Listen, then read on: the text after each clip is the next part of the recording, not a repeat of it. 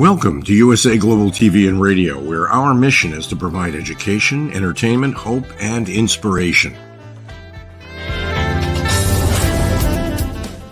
USA Global TV and Radio connects you with experts and audiences all around the world every single day to help you succeed in business and to live a richer life. Visit us at usaglobaltv.com to learn about career and life-changing training and mentoring programs like the Listening Mentor. Subscribe to our newsletter to stay informed about our special programs and offers.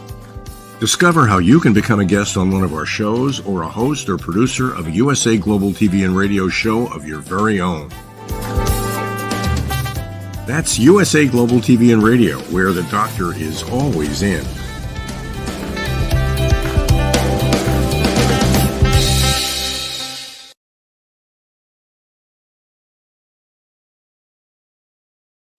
Good day, good evening, hello, and welcome to everyone across the world. Thank you so much for joining us here at USA Global TV and Radio as we get ready to close out our second year of broadcasting. So we are truly grateful for all of your support as we quickly approach 1 million views for this year alone. So thank you again. I'm Dr. Jacalyn Kerbeck, and our show today is the United Kingdom news and culture and updates on the royal family, episode 97.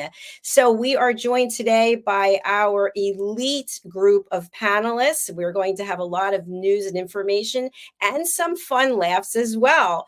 Joining us is the star of our show, DIANN BOEHM, who is consistently putting out award-winning books. Let's bring her out and find out what she's up to. Hello, DIANN. Hi, Dr. Jacalyn. Thank you for the lovely introduction. What am I up to? I guess writing and working on getting my vocal cords back so I can have a pretty voice. Oh, that's beautiful, DIANN. You already have a gorgeous voice, and I know you're doing a lot of baking and creative work for the holidays. Tell us a little bit about that. Sure. Of course, I love the holidays, and baking such a good excuse to throw the diet out the door. So I've been making lots of breads and, sugar cookies and decorating them. Just everybody has the same traditions in many ways. So having fun with that and getting ready to make that drive to Virginia to celebrate Christmas with my kiddos on the East Coast. Thank you, Dr. Jacalyn. Thank you. It sounds like a fun time. And yes, we do love our bakery items. And then, of course, the more we eat, the bigger the waistline goes. So let's not even go there. Let's bring out our expert correspondents who have decades of experience between themselves, reporting on news all over the world. Let's welcome the beautiful, the vivacious. You thought I was going to say HELENA Shar, but no, it's Simon MacDonald. There he is. I'm beautiful and vivacious. Well, here we go. Yes, people will start worrying about me. If the shoe fits, wear it. Dan, I have a lovely, lovely tip on the foodie side for you for the festive season, and you're just in time now to get it ready for the big day, and that is glassy cherries. These lovely sweet, sickly cocktail cherries you have in drinks. With those, get a jar of those and cover them in the Worcester sauce. Leave it for a couple of weeks, 3 weeks, just agitating the jar every so often. After 2 or 3 weeks, you bring the cherry out, you wrap a little bit of prosciutto or Parma ham or Serrano ham around it on a stick and just warm it through under the grill. It is so delicious as a canopy. It is unbeatable. Wow, that sounds amazing. You have to start early, a few weeks early, but we'll get back to that. Let's welcome the absolutely stunning and beautiful HELENA Shar. Welcome to the program. Hey, so lovely to see you, Dr. Jacalyn, DIANN, Simon. HELENA here from London in the UK. So I'm so happy. Thank you. That was funny when you introduced Simon. I got myself ready. I was like, yeah! And then the beautiful Simon popped up. That's it. I mean, at least I'm vivacious, I mean. Yeah, definitely. You are. We always always have so much fun on this show. And you also bring so much incredible news, and you fill us in on what's going over there in the United Kingdom. So thank you so much for doing that. As you know, I've mentioned, I noticed that some of our major news outlets that are in print, for example, that the royal family is consistently being featured. And there's certain websites that I go to every day a few times, and the royals are always in there, some kind of gossip or story. So we do seem to have a fixation on the royal family here in the United States. So we're glad that you keep us on our toes here. That's so interesting. It'd be interesting to know the stance, not at this moment, but the stance that's taken. Hopefully there's some good things. I think people, especially media, is getting a bit carried away with itself. And I have to say, I don't think I would ever want to be a royal, put it that way. But, you know, speaking about all the good that they do and factual, you know, authentic news, it is great. But it's so funny to hear things going around. It's almost like rumours and, you know, there is good within it. So I think if you are a royal, I think you carry on, as they say, you carry on working and just get on with it. But it is interesting, isn't it? Definitely. It is definitely, once you're in the public eye, people just love to chat. They just love to say whatever it is they become fixated on. So you're here to keep us straight. So thank you for that. So I know Helena and Simon, you both are going to be reporting on different aspects. Let's start out with Helena to tell us what's the latest and greatest going on with the news. Thank you. So I'm going to steer away from the political nonsense that is going on here in the UK. Goodness me, I don't know. It's just who wants to be in politics at this moment? It's not good. So interestingly, and it always happens on a Wednesday, funnily enough. So Fox News have been in touch again, and they wanted my thoughts on the Crown. So we're in season 6. The final 6 episodes of The Crown drop tomorrow. I think it's 3 a.m. Eastern time. That's your time, isn't it? And it's 8 a.m. UK time. So I have to watch that so that I can report back. But yeah, I sent something off just before the show, so hopefully that will be used. But it's I've been so put off, and I've been very honest about it. I found the last few episodes quite dark. You know, and really hard to watch, and I think it's unfair on the royal family. But moving on, I do hope there is going to be some light and some interest and some entertainment, hopefully. I do know that Kate and Prince William are featured quite heavily in the premiere, which is the first episode tomorrow. So that will be interesting. I'm hoping that it will be riveting. There'll be things that we know about that are fact. You know, there was the charity fashion show where William decided that, you know, he thought, goodness me, I really like this Kate, and I, you know, everyone loves a love story, and I'm hoping that there'll be some really great cinematography and, you know, nice things which don't make you feel uncomfortable. Everyone likes to watch things which are fun. And I really hope as well that Kate's superpower, which is she's really quite strong, courageous, and I hope that comes through as well. I really, really do. So that's tomorrow. So everyone should be watching it. I'm going to sort of have a few elements of royal with a few other little bits and pieces as well. So that's bringing in the Crown. But we spoke about the film Wonka that is out at the moment. I love things like that. I really do. I think it's my childish side, my childlike side. Creativity and curiosity, I think, is something that springs to mind. But what I found interesting reading about a wonderful lady called Jen Lindsay Clark, I think her name is, yeah. And she is a chocolatier, but she's a sculptress. And she has made, and this is actually for the launch, which I think was on Friday, a life-size sculpture of Timothée Chalamet.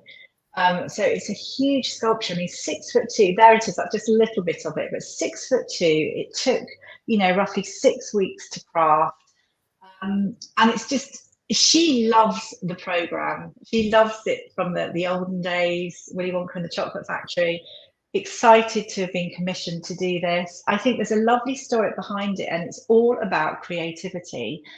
And she, when she was 3 years old, she used to make mud pies, and she used to make them as you know, as real as possible, because she hoped her family would eat them. So it was that curiosity, creativity, and from there she went from muds to chocolate, and now she does a huge amount. She's made quite a few sculptures, and I think one of the other sculptures that I remember is King Charles. And this was for his coronation. It's like a bustier. Great light, and that's her as well. So that's a wonderful gem. And she used lots of tiny little chocolates as well to sort of to prettify the bust there. And I just think it's really beautiful. And I think, goodness, you know, it's that whole thing. If you think about, as we mentioned last week, Wonka, the whole idea of holding on to your imagination, having that dream, and really running with it, really, you know, going and not giving up. Believe in everything that you want to move forward with. Anyway, so she envelopes that. Charlie and the Chocolate Factory was her favourite programme, favourite film, and now she's going on. She's this amazing chocolatier. I just think, can you imagine making something that's 6'2" and so heavy? I just think that's just incredible. And really, the detail work incredible. the detail work's incredible. Look at this. I mean, it's amazing. It's just, and that's just, again, a lot of the time you light it.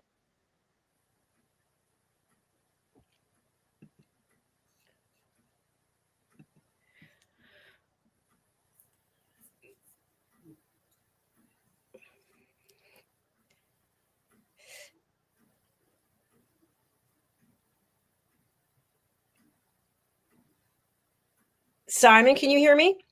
Yes, I can hear Okay, you. Yes, perfect. I can't hear Helen with it. I feel like I went into a time zone. There we go. Or like, Helena, welcome back. Hello. Hey, I think I'm maybe going through my computer rather than my pods. But anyway, as long as you can hear me, that's what matters. And moving on to King Charles, having seen that wonderful sculpture. So King Charles, he requested, I think it's quite funny, he requested that all the old curtains in Windsor and also Buckingham Palace that had been put into storage, which you can imagine is a huge amount of material, he requested that they be upcycled. And this is via the King's Foundation. Be upcycled, made into kimonos, beautiful kimonos, and be auctioned off. Now, this is what is happening at the moment. I have to say, having seen the kimonos, I can't imagine what their curtains must have looked like. I didn't see them looking like this. I really didn't. And I cannot imagine having curtains like that, but I guess that's fun. As in, I can't imagine it in Buckpal and also Windsor. But anyway, so there's lots of these kimonos. They're being auctioned, and I think good for King Charles. You know, there's a wonderful, isn't it a great feeling? I mean, it's very much him, isn't it? But I think also we can take, all of us, lead and upcycle everything, even if it's giving it away. There's so much that can be done. It made me think about all the clothes that I have stuffed in my wardrobe that I'm gradually going through, which I find exciting. Seeing all these things that I no longer fit, but that's one of those things. And also moving on as well, King Charles. I mean, there's so many things that are being auctioned at the moment. And I always have this thing, I find it really exciting, but I also really hope that people actually purchase them at these humongous prices, but actually use them for something that will, you know, help. I don't know whether it be a museum or actually use them rather than putting it away. We can always just get things and hoard things and put them away. But I think if they're fascinating things, unusual things, they should be for everyone to see.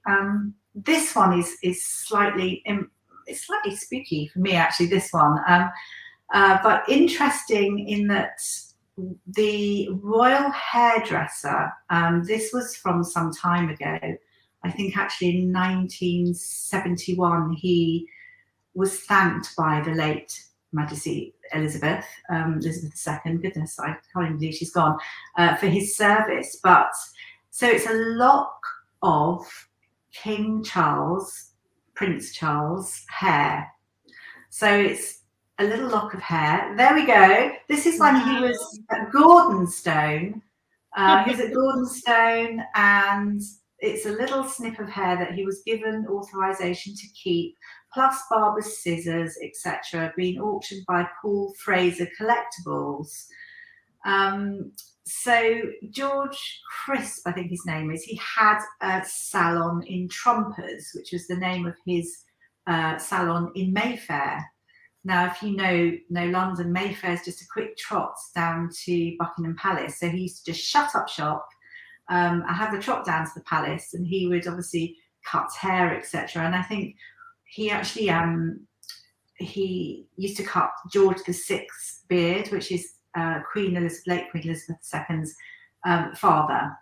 Well, he died sadly in 1952, but Queen Elizabeth decided to keep him on, and for years and years he used to just cut everyone's hair, which I think it's just lovely. But I mean, it's sort of a bit spooky, isn't it, buying someone's hair? I mean, I just wonder, could you do something with it? Could we recreate other little prince? Yes, from the hair. Yes, from the hair you can have the DNA. That's done all the time. So maybe that's. I can't imagine. Surely not. I don't know enough about it, but that sort of that spooks me out even more now when I think about it. It's not something I'd want to buy, but I get it for history's sake, and of course, in a museum or something like that, that's quite interesting. It's funny, isn't it, having that dark hair, knowing that he's grey now. Yeah, he's at Gordonstone. Yes, and his thick hair as a young man. Oh, very thick hair. I'd love to have the hair on here. Wouldn't that look kind of cool? Yeah, I'd like to eat it. Actually, I thought I would. Oh goodness. Anyway, so that's King Charles. I mean, there's so much with King Charles, but I'm going to move on to something more serious, in fact, which is in fact lovely. And I know we have a little video, but I think just to say a little bit about this, I think the Princess of Wales has taken a little bit of a battering, unfair battering, recently, as in not physical. Can you hear me, by the way? Yes. Yeah, you can. Great. It's my earbuds are doing something strange. So the Princess of Wales, in her full glory, has been out and about and doing a huge amount of work recently, and she's just launched the Christmas Baby Banks initiative, and this is a certain one that she attended recently, which is the Baby Bank in Maidenhead, which is near Windsor, near to where they stay. And she took her 3 children, so George, Charlotte, and Louis, to volunteer to volunteer. And the lovely thing about it is not only does it instill the idea of volunteering to the children, they absolutely loved it. George really took on board how helpful it is to volunteer, but also that he really enjoyed it. So he's going to be going back to the baby banks, which is great. They were very engaged and enthusiastic. And it reminded me of, if anyone has seen it, the late Princess Diana took her sons, Prince William, Prince Harry, to the homeless shelters when they were a lot younger. And it wasn't for filming's sake. It wasn't for any PR stunt. It was because she wanted them to see normality and to be able to have empathy, develop empathy, and help people in need. So she used to pop in to these homeless shelters, hence the reason Prince William now also is patron of a few homeless charities. But we have this lovely little clip, and I think it's lovely to show everything going on in the world. If we all did things like volunteering, and I know a lot of us do that anyway, but if every one of us did something to help, something to give back, just us as really everyday people could make huge change. So it would be good to, oh, there's my cat. It would be good to play it, actually. So if we can watch this has been going, the baby banks have been going for 5 years. People donate, people give whatever they can, and these packages are given out to people in need. There's a lot of, I think, a quarter of people with even one child under 5 are in poverty.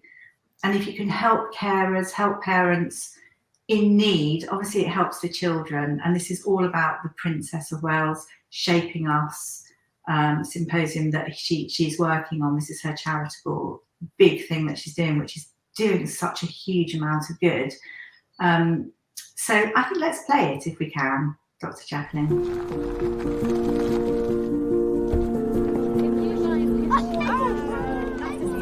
Yes. Come and see what we do.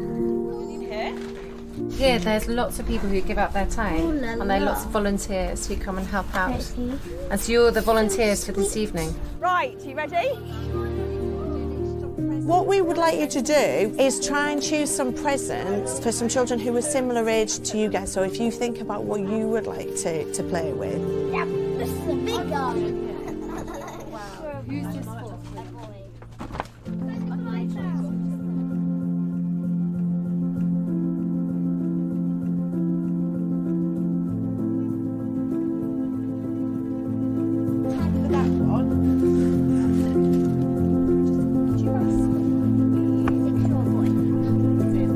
This is our 5th year of doing it. 1,500 of these gift bags. Yeah, pop that in. Right, I think you're done. All these bags are donations, and then we have to then go and sort them and put them in all the boxes. Do you like that one? Yeah. Shall I go through? That's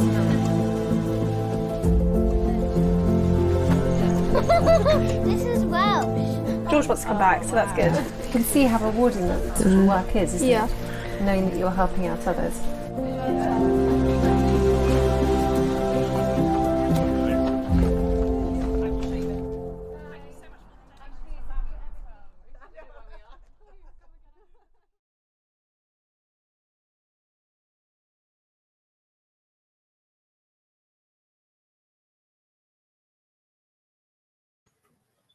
Wow. That's such a lovely shot video, isn't it? Yes, Absolutely. It was shot by a talented young man called Will War. Obviously, this has actually gone viral, the video, and I think it's such a lovely. Yes, it shows obviously the royal family, but I think it's lovely to see that whole family love and what they're doing and how enthusiastic the children are. I just think it's really lovely. What does everyone think? Absolutely. I loved it. I loved how the kids got to pick out for their age what do you like, so that someone else will enjoy it too. Wasn't it good? It was so lovely. And as usual, Prince Louis sort of looked like he was in a toy shop, didn't he? He picked up the gorilla and. Yeah. I thought he was going to take that one away with him there. One for the road. Diane, have you moved to the closet now? No, I don't know why it did that. Oh, we've lost you. Oh. Yes. Yes. But anyway, I'm glad you enjoyed it. It's gone viral, and and it shows the power of volunteering. They've been so busy. Actually, the Princess and the Wales and the family have been incredibly busy. And and one thing I am actually really looking forward to we have the carol service. It's the Princess of Wales. She has a carol service at Westminster Abbey. It's the 3rd year. It took place on Friday, and it's going to be televised on Christmas Eve for everyone to see. But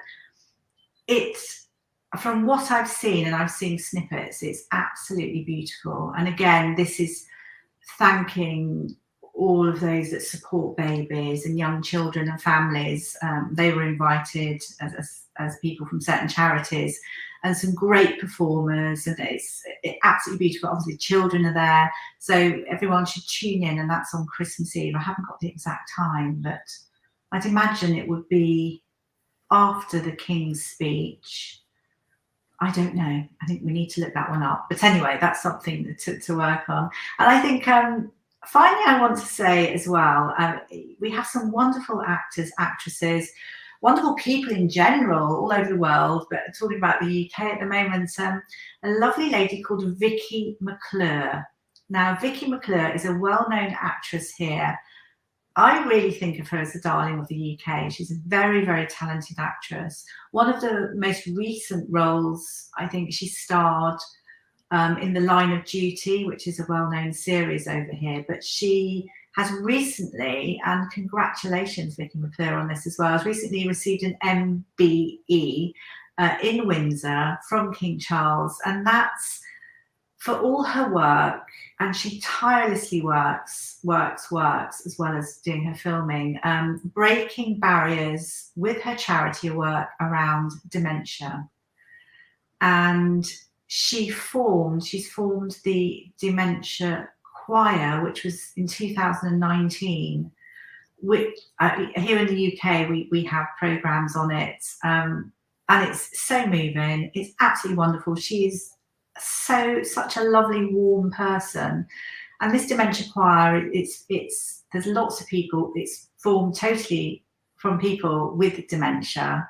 So talented, such lovely singers, and she has really, I think, made people understand. She chats to people with dementia. You unfortunately do see downsides as well, as you see deterioration in people, but it's for the families as well of people with dementia, and they travel around the UK to different venues. They've actually even performed at the O2, which is a big arena here in the UK, and she is fabulous, and she's continuing this. I think she lost her grandmother to dementia, but she actually has dementia on both sides of her family, and you know, raising money and pushing this choir to do good is a big passion of hers. So yeah, absolutely fabulous. Congratulations, Vicky McClure. And that's me for today. In fact, I think we have a picture. Yes, thank you. Oh, there she is, the lovely Vicky McClure. There she is with her OBE and King Charles. Really heartwarming. See, that's what we want to hear. We want to hear the nice things. We don't want sugar-coated things, but, you know, some political nonsense with people trying to be more worried about their personal seats than actually what's going on in the world. There's so many people doing good, and it's just so important for us all to talk about it. It's, you know, it gives hope, doesn't it? And inspiration. It sure does. Absolutely. That's a great way to leave us on a light note. Thank you, Helena. You're more than welcome. I'm wondering about the chocolate. How do they keep it from melting? I mean, there must be a certain, I'm sure it's shipped in a refrigerated something. Yeah, I know what you mean. I think they start with apologies. So I think they start with they make a frame out of normal material, clay or something to begin with, to give the shape. But then they make, it's still got to be very thick, and they'll take that out. But you're right, it has to be kept at a certain temperature. And looking at the one of Willy Wonka, I mean, that was sort of put on a plinth in Trafalgar Square. I mean, I know it's cold here in the UK, but hey, yeah, it has to be super cold to stay like that. Absolutely. She's so clever. Oh, I just really cute. Isn't creativity such fun? Don't you just take inspiration from people that are creative? Oh, I just love it. I do too. It means so much. Simon, what were you going to say about how to keep the chocolate cold? Yeah, I should have absolutely no problem whatsoever in Scotland now. And I was going to say, I made mud pies when I was little, but my imagination never took me that far. That is I know, I did too. Yeah, I just make chocolate chip cookies. And, you know, it's so funny. First, I put them in a bag in the refrigerator, and I'll say, yeah, I'm not going to eat them because they're chilly. Then I take them out, I put them in the freezer, and then I try not to break my teeth as I'm eating them. I'm like, why did you put them in the freezer? You know, you're going to eat them anyway. Instead of like, why are you cooking anything? Stop it. Stop.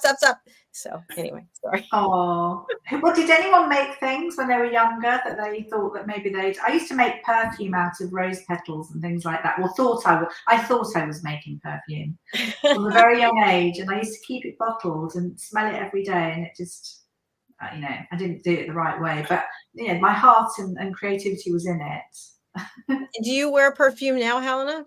I do. I like perfume. I do too. I love it. I really enjoy it. I don't wear every perfume. I just have a couple of smells that I've loved for years. Same here. That's what I wear. It sort of becomes you, doesn't it? If I don't have my perfume, I run out. It's like me with jewelry. Not that I wear loads, but I suddenly think, oh my gosh, I've left my arm, you know, almost. You and I are twins, Helena. If I don't have my perfume on, I don't feel that I'm dressed. Even for this show, I'm in here all by myself. Yeah. Like, oh my gosh, I need my perfume. Same thing. Yeah. I'll put it on before I go to sleep so the pillow smells nice. You know, I don't care. It's crazy. But you know what's interesting, though, just a quick digression about that, and then we'll go over to Simon, is that I found in a number of places, like exercise-wise, that it can be offensive to people, because if you're working out and then your pores are open, then, you know, you can smell other people, and it's like an entire room of people with different perfume on. It's kind of crazy. But anyway, I just become immune to it because it is part of who I am. Simon, what about you? Are you wearing cologne? No. Odor dog probably today. Okay. So you're not a cologne wearer, though. You call it cologne or perfume? Yeah. No, I do occasionally. You know, I do occasionally if I'm going out, you know, for dinner or anything like that. Then yes, I do have my favourite one, which I will put on. Very nice. Harking back to what Helena was saying there about not wanting to be a royal, I certainly wouldn't want to be king, because I'm quite an ambitious person, and you know, once you're king, there's absolutely no chance of promotion. So very true. Yeah. And, you know, I also wanted to say, Helena, when you were talking initially about The Crown, when I first started watching season 6, I was watching it as though, okay, this is a true story unfolding. And then by the end of the first episode, I'm like, this is just a television series. I'm just going to pretend I'm watching a series and these people are acting in it, and it's not necessarily true. Well, the thing is about it is, and that's where there was a lot of concern, is that The Crown isn't true in a sense, but a lot of it is fact. And that's why there's been upset on the way where they were told they need to put a disclaimer on it, because people were beginning to get really upset about certain small things that they put into sensationalize because it is a drama. But they'd add to it if it was a little bit boring, you know, and they'd want to make it. But it's not all real, and that's the upset as well when we're talking about, especially now when it's recent times. You know, when it was sort of, you know, let's just going back years and years, and old school people, you know, maybe have passed more in the past. It's quite interesting because that's the history and history of the UK, etc. And so everyone that is really gripped, and some of it was very clever the way they did it. The minute you come to more current times, you know, and you've got people, these are people's lives. So then the drama and the incorrect, well, I say incorrect, but they just dramatize it, don't they? Bits and sensationalize. People believe, and some of the horrible bits, it doesn't quite work. But you know, I'm fingers crossed there'll be some light fun times in the up and coming series. But I mean, people have to realize it's Netflix just want to make money, right. And what they've done is they've used the royal family to create these wonderful things, which you know, and it's good to be able to do that.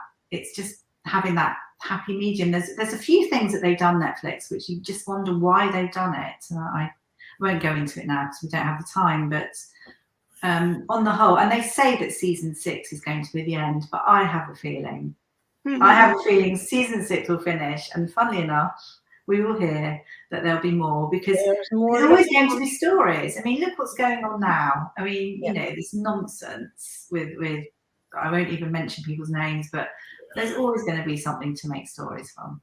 You can put the names in the chat if you want, and then we'll put them on. I'm kidding. No, Okay, no, yeah, no. I agree.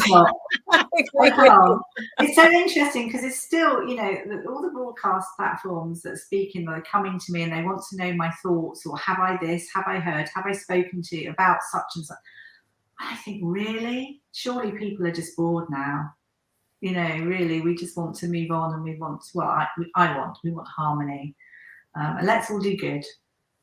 Which is really what the royal family want that too. It's so important. But anyway, there we are.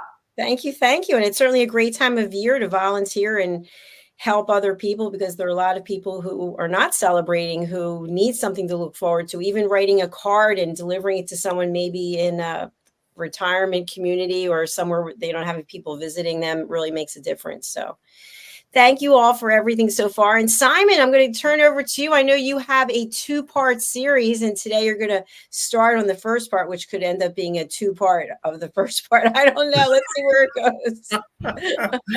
Oh, well, right. Yes, here we go. That I'm sort of sailing a bit close to the wind today, what was talked about earlier about the political stramash that's going on in the country. But I managed to skirt around that a little bit anyway, because the piece I'm doing over the next 2 weeks is about the Palace of Westminster. So I've come back to this side of the Atlantic this time. We've covered the Pentagon, we've covered the White House, so we've done the American side, now we're going to the UK. And I shall try and avoid the politicism of it all.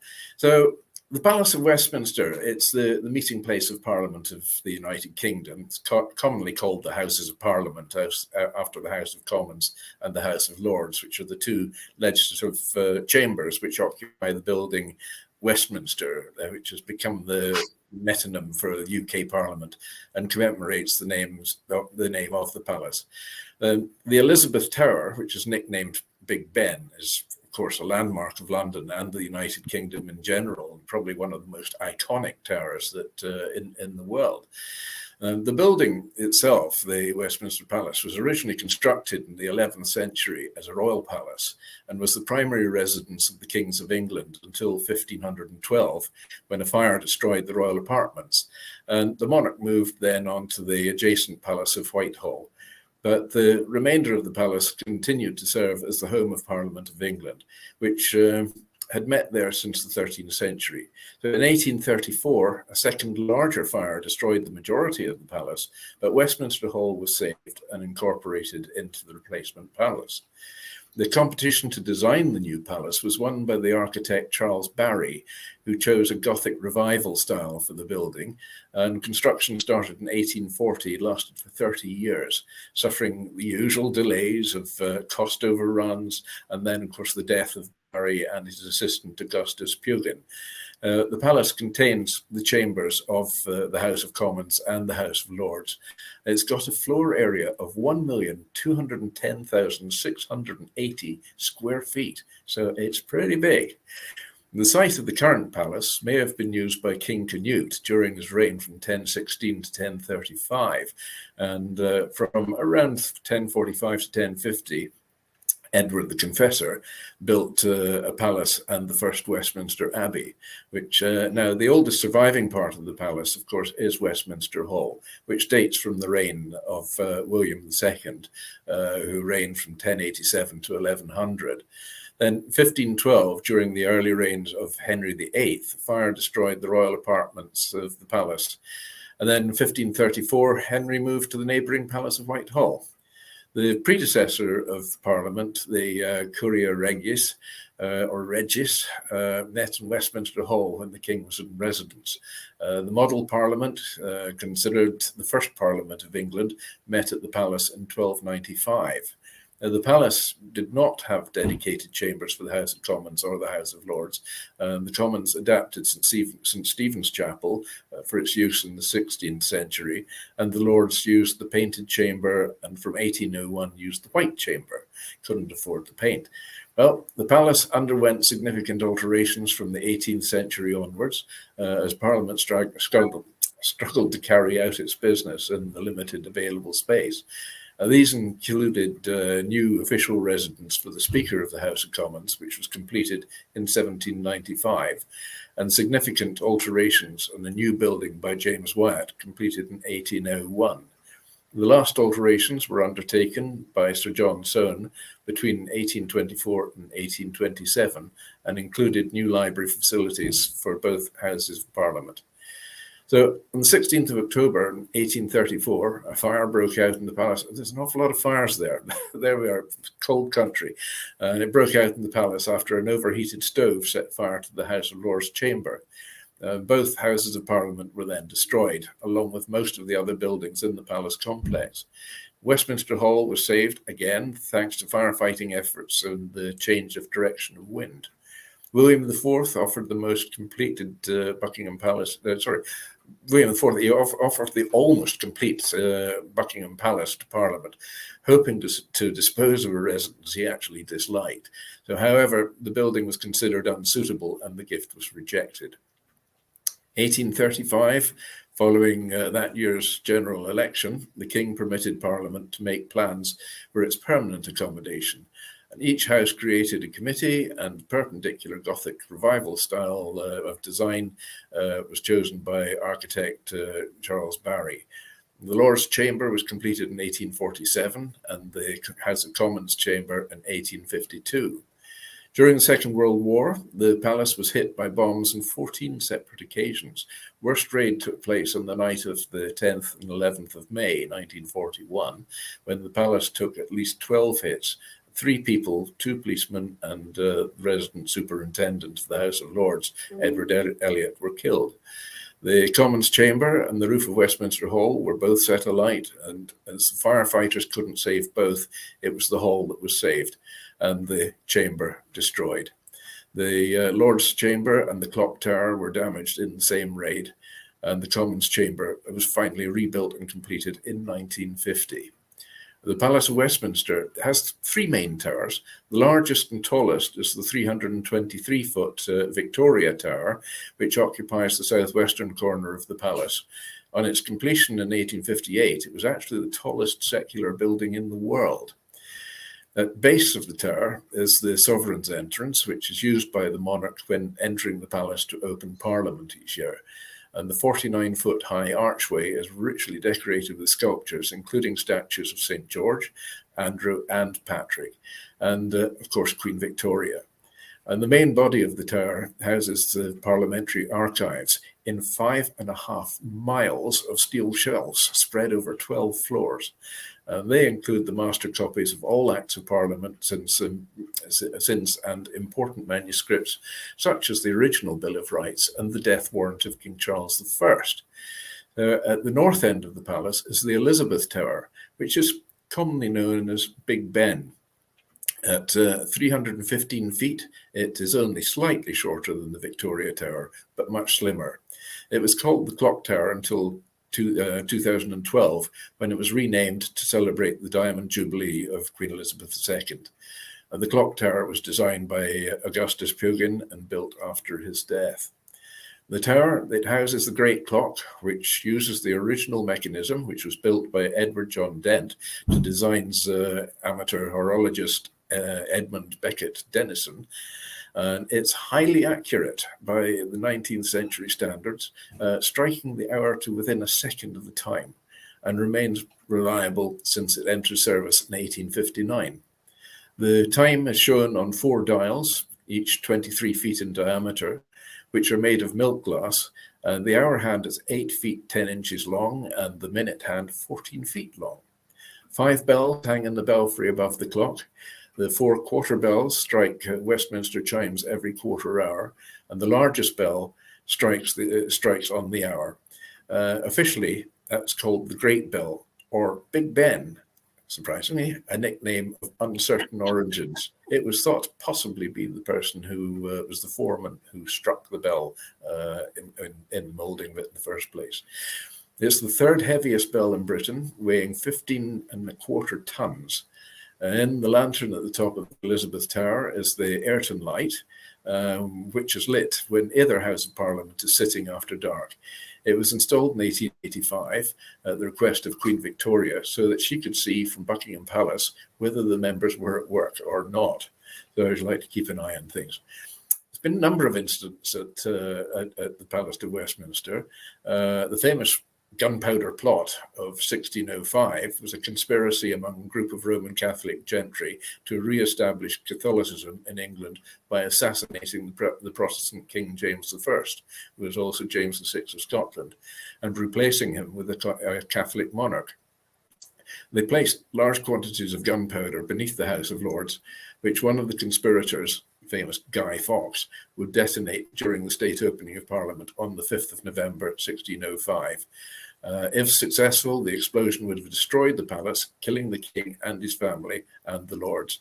However, the plot was discovered and most of the conspirators were either arrested or killed while trying to evade capture. And since then, the cellars of the palace have actually been searched by the yeomen of the guard before every state opening of Parliament, which is a traditional precaution against any similar attempts against the sovereign. The execution of Sir Walter Raleigh occurred at the Palace of Westminster on the 29th of October in 1618. The previous Palace of Westminster was the site of a prime ministerial assassination on the 11th of May 1812. While on his way to a parliamentary inquiry, Spencer Perceval, the prime minister at the time, was shot and killed by a Liverpool merchant adventurer, John Bellingham Perceval. Perceval is the only British prime minister to actually have been assassinated. I think there are a few more people would like to have gone that way, but that's another day.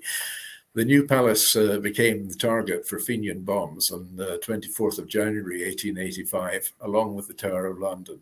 The first bomb, a black bag containing dynamite, was discovered by a visitor on the steps towards the chapel of St Mary's Undercroft.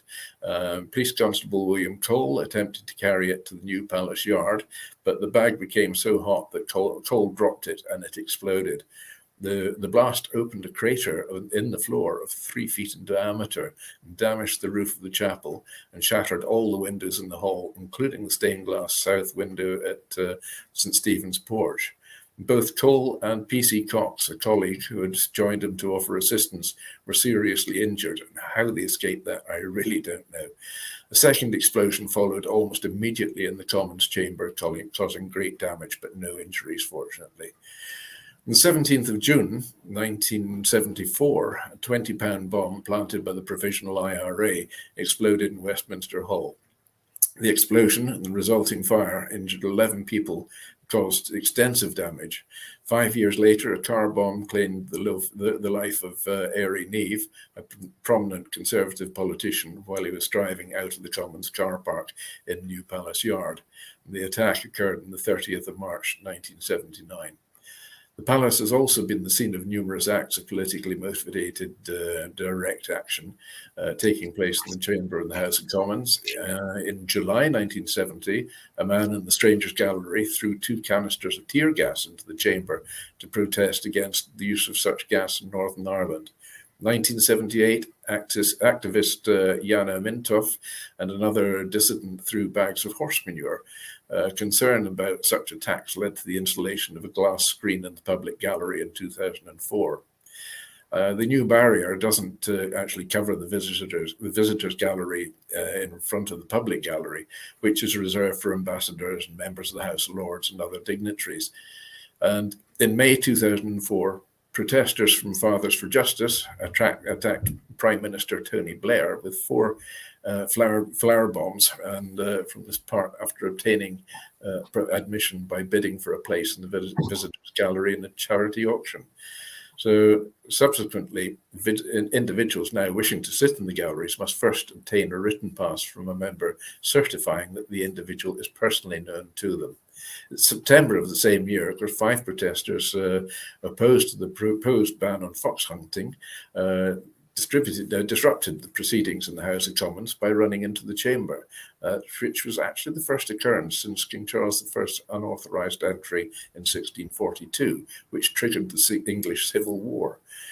House of Lords has also been targeted by protesters. On the 2nd of February 1988, the House debated the Local Governments Bill's controversial Clause 28, which is a measure to prohibit the promotion of homosexuality in schools. Following the division in which the clause passed, a number of lesbian demonstrators in the public gallery started chanting slogans, and 3 of them tied ropes to the railing and climbed down onto the floor of the chamber.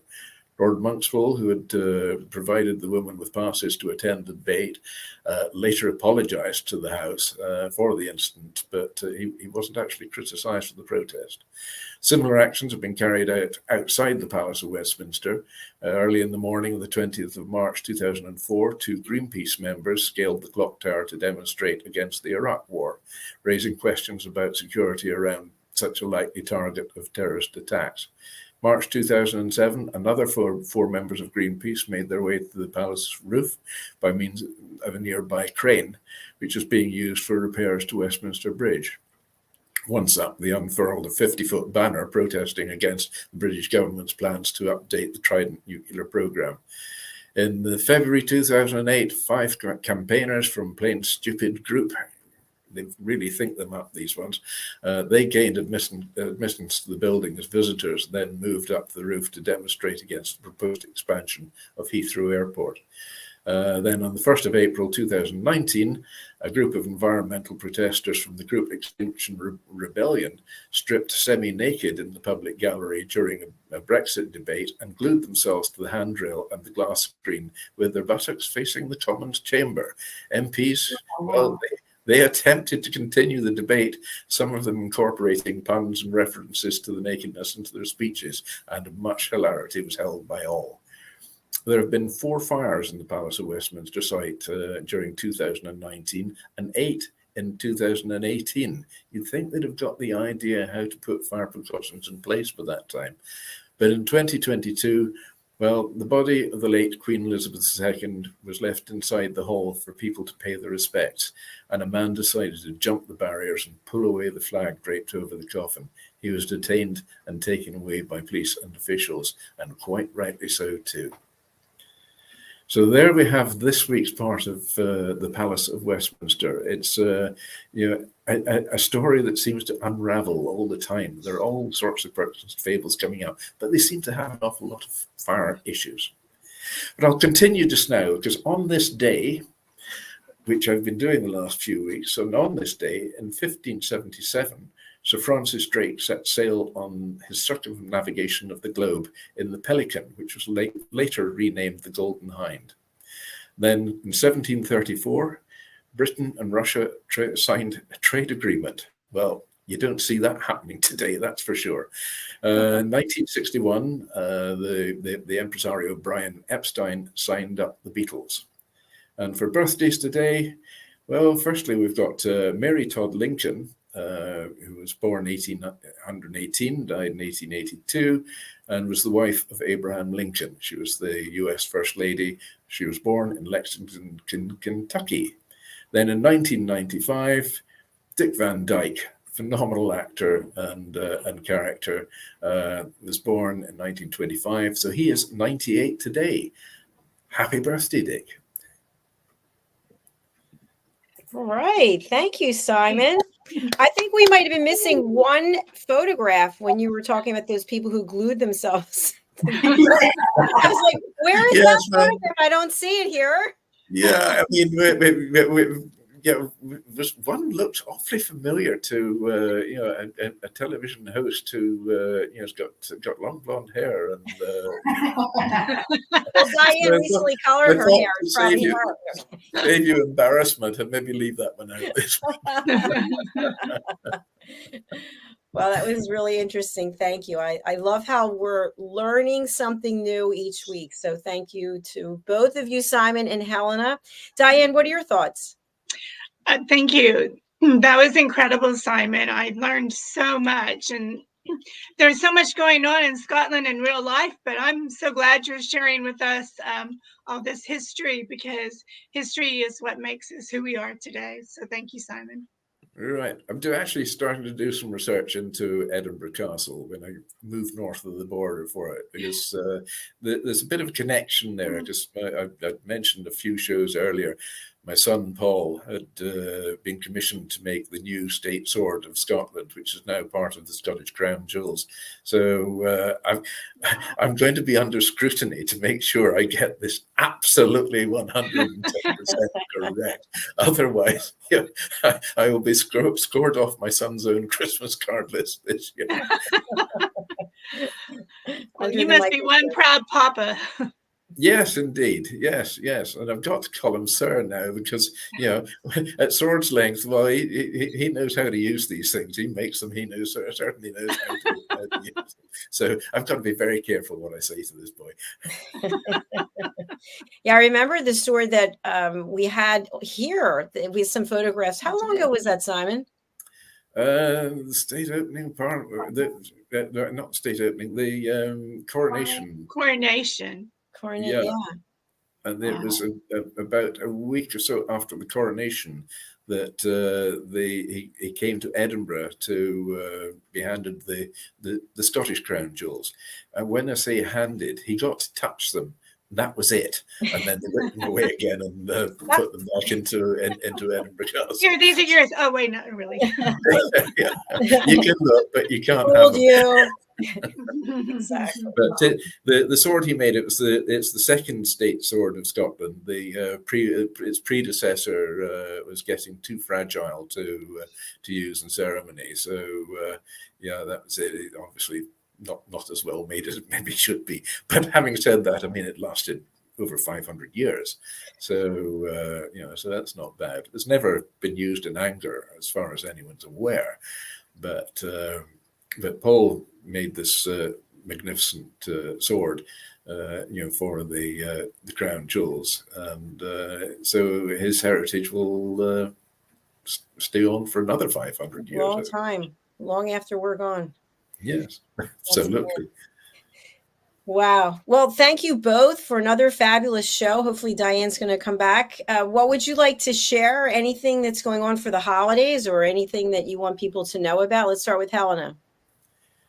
I was actually just looking up King Charles's coronation because I couldn't remember the exact date, but it was the 6th of May 2023. So just for anyone that was just wondering. Yeah, that's fine. I think for me, it's something that we've hit on, Dr. Jacalyn. We were talking about, actually, no, let me run into it. So we have a wonderful lady called Esther Ranson here in the UK.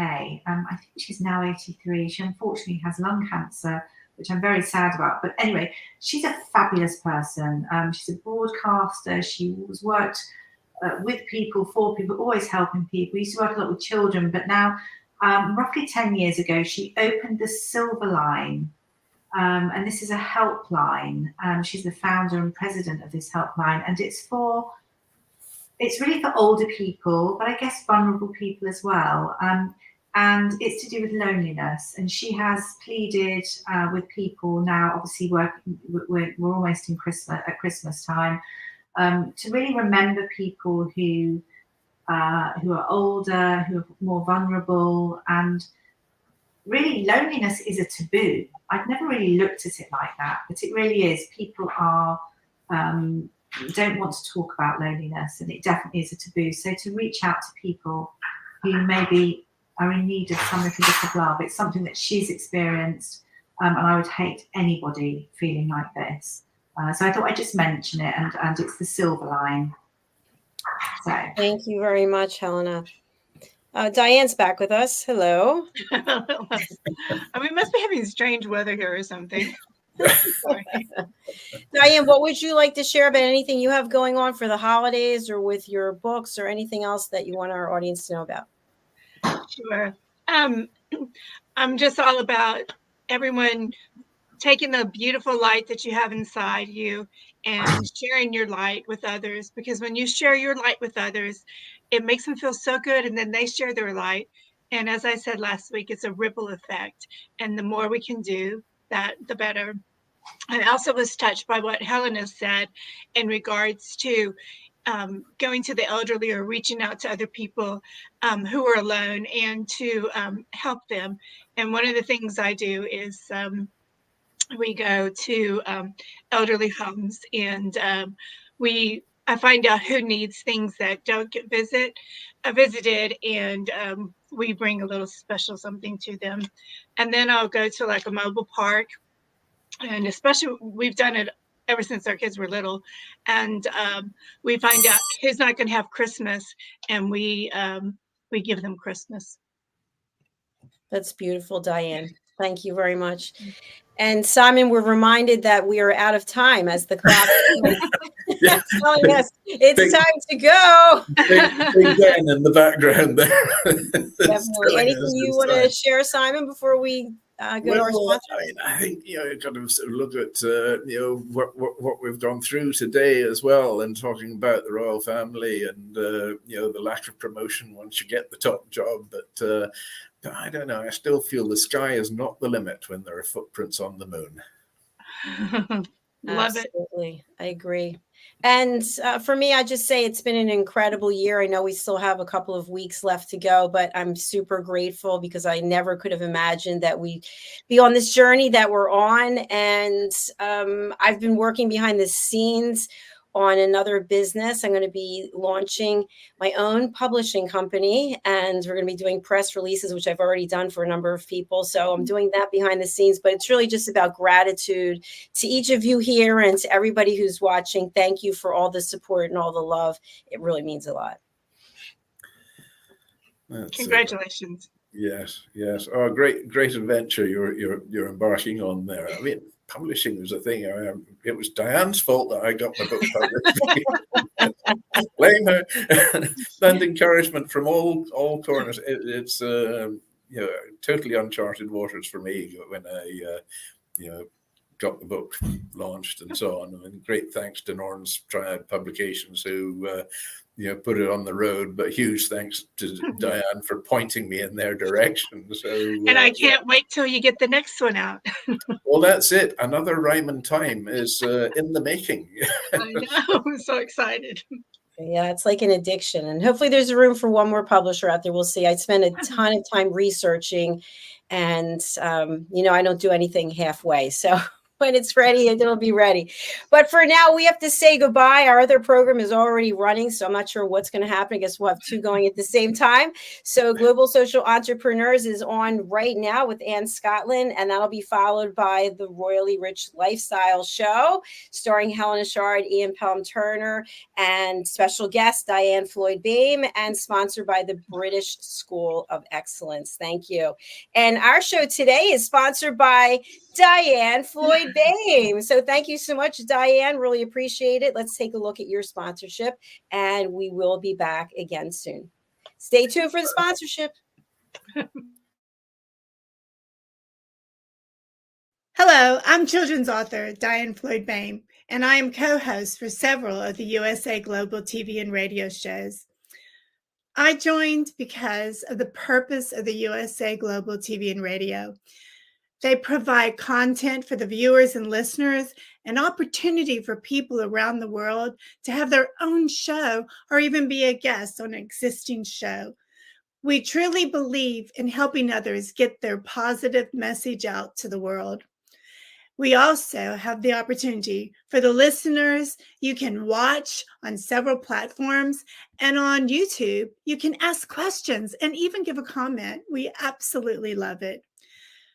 I love being part of the USA Global TV and radio because I love positive messages. And who doesn't? And we need more of that in the world. We are a family, and we hope you will join us and become part of the family too.